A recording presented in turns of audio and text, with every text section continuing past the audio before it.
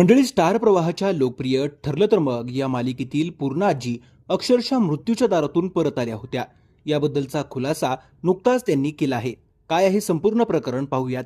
मालिकेतील पूर्णा आजीचं कॅरेक्टर अभिनेत्री ज्योती चांदेकर यांनी साकारलं आहे. द क्राफ्टला दिलेल्या मुलाखतीत ज्योती चांदेकर म्हणाल्या, मंगळागौरीचा सेगमेंट चालू होता. मी अचानक बेशुद्ध पडले. माझं सोडियम कमी झालं होतं. सगळे माझ्यासाठी धावत आले. सगळ्यांनी मला लगेचच हॉस्पिटलमध्ये नेलं. पुन्हा त्याच जोशातून मी सेटवर परत आले. आमच्यात खूप छान बॉन्डिंग आहे.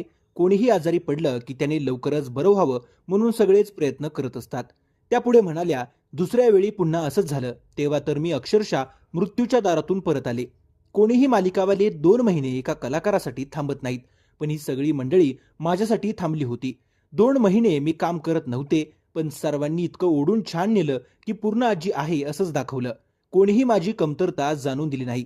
याला जोडून अभिनेत्री आणि लेखिका शिल्पा नवलकर म्हणाल्या, सतीश राजवाडे यांनी मीटिंगमध्ये चर्चा झाली की पूर्ण आजी 2 महिने नसणार तर या भूमिकेचं काय करूया, रिप्लेस करायचं की काय.